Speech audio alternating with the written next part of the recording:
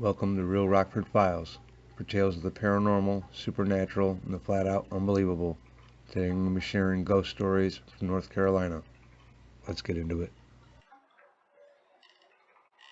Out of all my experiences, I'm surprised I haven't thought to write about my grandparents' house until now. Currently, they are living in a retirement home, but for 27 years they lived in a beautiful home in the woods in North Raleigh. 10 or more of those years I had spent nearly every weekend at that house with them from Friday to Sunday night. In all of those years, I never got over my fears. Just something about that house, or probably the property more like, I'm not sure, but I think they were the only people that ever lived in it. It was actually a really nice neighborhood, but it was heavily wooded in between each home. I also would like to add before I jump in this house, it was really fancy, nice walls and carpet, just great architecturally. Just in case anyone wonders if it was some old beaten up house, it definitely was not. The earliest memory of my fears was their windows, but only at night. This might be a common fear, I'm not even sure. They had tall windows that went from the floor to almost the ceiling in most of the rooms. At night, I was so frightened walking from the living room across the house into the guest room that I slept in. I would hold onto my grandma so tightly while walking with her. I think my biggest worry was imagining a creepy man being able to watch me or all of us, but we can't see him. They didn't have curtains, but they did have blinds, and they didn't pull them down in the beginning until I begged my grandma to when got older, but still a kid. She thought I was so strange for being so afraid. My grandma is the most gentle, sweet, quiet, feminine little grandma you can imagine. I felt totally safe with her. It was just that house. They had an old furniture room that was directly next to the guest room I slept in. Oh, and by the way, I didn't start sleeping in there until around age 9. I slept with my grandma in their room, and we made my grandpa sleep in the guest room for the first couple of years I was regularly going there. Back to this old furniture room. There was an antique couch and 2 matching chairs, a Bible from the early 1900s that I have today, a creepy clown velvet picture hung up, and pictures of my grandma's family on the wall from her childhood. I was completely afraid of this room, or all of the rooms on this wing of the house, but this one especially. I pinned it on the clown picture, but now that I'm older, I'm realizing it's just that whole part of the house. I had toys in that closet, so I usually had to go in there if I wanted to get my toys out. When exiting, I had to run. Something inside me made me feel like I had to run, and that feeling lasted until my 20s. I'd run across the house into the living room where I felt the safest, apparently. I'd look back and, of course, see nothing had chased me. One particular day, I was in the bathtub and heard who I swore was my grandma walking back and forth outside of the bathroom. It was only us home. I had called to her to see if she'd pop her head in so I could ask what she's doing, but no answer. After my bath, I had gotten dressed. I found her in the living room doing Bible study. She said she had not been back there all day. That gave me chills because I know the sounds of them walking on that thick carpet. It's not too heavy, but you still just get familiar with sounds. I had my step-sibling stay with me for a weekend before they too heard the steps while they were taking a shower, but thought or asked if it was me. I had another childhood friend stay with me, and she got an awful vibe from the back rooms as well. But never my grandparents. They never felt what I felt. It only got worse when I was older. Not better, unfortunately. Still ran out of the old furniture room, and now was hearing a woman's voice praying aloud. That was only at night when I was trying to sleep. It only happened twice though, but extremely scary for me even at age 17.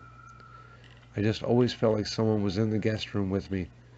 I made it a routine to check under the bed before lying in it and inside the closet.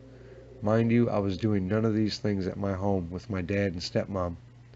I would lie there for what felt like an hour or more, just scared for my life until I would finally pass out into my night's rest. Even though I felt so uneasy at my grandparents, I loved them so much that I never refused to go there. I just dealt with the fright for years just to be with them. I just wonder who was watching me. Was it my grandma's mother who had passed away long ago? Was it something from the past on that property? I'll never know. I have so many amazing memories growing up with them and visiting that house, but the feeling that house gave me was not like anything I've ever experienced. Story 2. This event took place about 3 years ago. My mother had just purchased a ring from a new age store called Earthbound, and shortly after she experienced very weird things. One night my mother was sleeping in her bed when she woke up and noticed a girl standing at the end of the room next to her closet. The girl was wearing a long white dress that went down to her ankles, and she had long black hair that covered her drooping head. Yes, very stereotypical, I know. When the girl noticed her, she floated towards my mom, moving very fast. When my mom looked at her face, her eyes were like black holes. Her mouth was the same. Suddenly the hole from her mouth opened wide as if she was screaming at my mother. My mom jumped back and turned the light on, and she disappeared. This went on for about a month, she said. I, for some reason, paid this no mind, despite the fact that I am very fascinated by the unseen world. I personally wish I would have took interest in it when it happened. Lots of strange events happened because of that ring. For example, when my mom would be in her car, she would realize the mirror would be directly pointing at her face. The car mirror is very sturdy. It does not move, mind you, so this was very weird indeed. She was also hit by cars multiple times also. After a while, my mom decided to throw the thing away. This worked for about a week. There were no encounters at all during this period of time. However, after that week had ended, the girl came back. My mother was searching throughout her jewelry box one day and saw something. The ring she had thrown away was sitting there on top of all of her other rings. After that, my mother and sister decided that they would put the ring in a bag of salt and throw it away, hoping that would rid the spirit for good. The spirit never has returned to this day. However, I cannot help but wonder what will happen if this ring is freed from that bag. Will the girl return, or will it find a new person to haunt? Story 3. This will be my fourth experience I've ever had. This was in 2009. I was 19, hanging out couch surfing at a friend's house at this age. I'll rename this particular friend Miles. He lived in what my dad used to call the gingerbread house. My dad would drop me off sometimes, an adorable little home behind his grandparents. Miles and I went to high school together, but didn't become friends until right after. But once we did, we hung out every single day in his tiny little cute home. For the most part, things were normal and boring as teenagers are always bored, but there was also not so boring parts. That's where this demon comes in. Miles said this demon told him that his name was Jacob, and even though I was into and am into the dead, I didn't really believe him at first. He said he learned its name during a Ouija board session, but I remember that night too. There was so many of us hanging out, and a couple of us thought he was moving the piece. But I do know this demon, which to me was technically just a bad person when he was alive, because he often messed with us, even during the day. The memory sounds so unbelievable, but I was there. It always sounded like this ghost was in the kitchen, being heavy-footed, or rough, slamming things out of nowhere. More grunts than I can remember. But the most disturbing day had so many things happen in a short amount of time. For starters, a few of us were just hanging out on his couch, all looking at Miles's TV screen, which his computer was hooked up to, so we were all just watching YouTube videos. Miles was in his computer chair, and his bass guitar was leaning against his desk. No one was moving, besides the bass just randomly leans forward and does a couple of spins before our eyes and goes back into its leaning position. We all obsessed over that for a minute until right after his pack of cigarettes, which was on the desk near the bass, levitated maybe 10 inches or less into the air and fell back down. We were all shouting, "Did you see that?" I'm sure one kid dramatically runs around in disbelief. Rightfully so, because this was not stuff you see every day.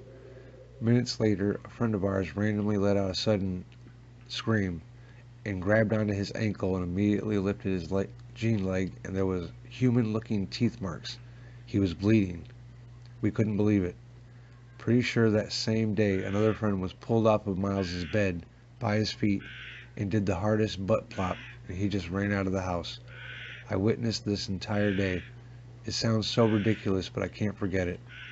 A year after that time, I was somewhat homeless, yet living for only a month on a couch, just one town over from Miles. There was maybe 7 of us total in this one trailer, and one girl who lived there gets a call from Miles, and she brought it to our attention that he was on his way over with his girlfriend to stay the night. There was already 7 of us, so we were thinking, why? And where will they sleep? But he showed up very shortly after. I remember a guy of the house opens the door, and there's Miles and his girlfriend coming in to tell us that they were told to get out, not just once, but over and over. Each time got more louder and aggressive. I'm sure half of the people there didn't believe him, but after everything we've gone through, I definitely did. He said after all the stuff, this was the first he was told to leave his own home. He was shaking and just distraught. I couldn't understand how he could ever sleep there to begin with after everything we went through in that small home. 12 years later, we're 30 years old, and Miles doesn't believe in ghosts. I just can't wrap my head around that. He's denying such a time that I can never forget. Did he black all of this out? How can you be a skeptic when there were tons of witnesses in that time of his life? It's not like this was all word from his mouth, but my very own eyes too, and others. I know a couple other skeptics that have had experiences they've shared with me, but then go say ghosts aren't real. Typical. Story 4. It's been quite some time now since I've shared one of my experiences, so I figured it's finally time that I let people know this one, which I've been wanting to share for a while now before I forget too many details about it. I can't remember exactly if it was this past spring or the end of winter, but it was around that time period of this year when this experience had happened. It was nighttime, and I was getting ready to go to sleep, with my husband already sleeping next to me, and my daughter was still up in the living room. As I was about to lay down, I'm in bed in the sitting position before you lay back to go to sleep. I noticed a feeling I started to feel when I know that there's someone around me or something around me, meaning a spirit of some kind. And being in the dark at the time didn't make me feel too comfortable knowing that there was something watching me that I could not see in my room. I could feel that whatever was there was at the foot of my bed, which is in front of my bedroom door. The door was closed, but with my daughter still up and in the living room, there was light coming in from the bottom crack of the door. I was thinking to myself that I don't want to look too hard and see something that I don't want to see, but still decided to look at the foot of my bed and noticed this black mass looking thing in the corner where my TV stand and bedroom door are. I just told myself that I was probably seeing wrong and that it wasn't really anything there, so I just hurried up and laid back to try to go to sleep and ignore what I just saw at the foot of my bed. As I was laying in bed trying to go to sleep, I remember hearing what I thought was my daughter coming into the room to climb in bed with us, and waited for her to start to get in bed. But when I didn't feel her do so, I looked up to see what she was doing and saw that she wasn't in the room. I laid back down thinking how weird that was, because I could have swore I heard her open the door and come in. Eventually, I fell asleep and still remember the nightmare I had that night. I have 5 ducks as our pets that we love and spoil a lot. I take great care in looking after them, to where I even make sure to lock them up in their homes at night to keep them safe from predators out there. Living in the middle of the woods. Anyways, my point being, I care very much about them and their safety. That night I had a bad dream of them being hurt somehow, and me freaking out and screaming and crying over finding some of them dead and the others hurt, not knowing what had happened to them. My husband ends up waking me from this nightmare because he said I was making noises in my sleep that sounded like I was having a bad dream. I'd like to add that I don't normally make noises in my sleep, so this isn't something that happens often. I told him I was glad he woke me up because I was having a horrible dream. I was still very tired and could barely hold my eyes open. As I was sitting up in bed, continuously dozing in and out, fighting myself to go back to sleep in fear that I would start back up in that bad dream again. After however long I was doing that, which roughly was under 5 minutes, my husband asked what was I dreaming, and after telling him, he began to tell me that I had woken him up making noises in my sleep when he noticed, as his eyes started to adjust to the dark room, that there was what he described to look like a black mass hovering over me as I was sleeping, and freaked him out to see, staring at it to figure out if he was seeing correctly or not. He said that's when he woke me up and saw the black mass move from above me across to the other side of the room. He said as I was sitting up, he saw it start to come back towards me and get close, and then back up a little and come back towards me. When he finally had asked me about what I had dreamed, it just disappeared. I told him how freaky that was to hear because I couldn't keep my eyes open and it seemed like it was trying to mess with me again when I kept dozing in and out, making me wonder what it would have done if I had gone back to sleep then. I told him that it was most likely what was making me have my bad dream then, since it was hovering over me while I was having it, like someone was affecting my dream. I told him that it was creepy how he had also described what he had saw as a black mass, because I then told him what I saw, the same thing at the end of the bed near the door right before I went to sleep, which he was unaware of at that time. So for him to describe seeing the same thing that I had saw made me think I really did see something near our door. Now whenever I have bad dreams like that, I can't help but wonder if that black mass is above me again or not. My husband hasn't seen that above me since, but that doesn't mean it hasn't come back though. It's not like he is always watching me during my sleep. Normally my husband is the one that is affected while sleeping by whatever, because he has had many sleep paralysis episodes and has seen and felt something messing with him, waking him up, so he was surprised to see it messing with me this time. I keep wondering what it was and why it seemed to be making me have bad dreams, like it somehow feeds off that or something. I don't know, maybe it wasn't affecting my dream, but for whatever reason was hovering above me. It's just weird how it didn't go away when I woke up, but only across the room, and then started to get close to me again when I started to fall back to sleep. Maybe someone else might know what this is all about. It's not like this happens to me a lot though, so I don't know what to think about it. Don't forget to subscribe for more stories. Hope you enjoyed.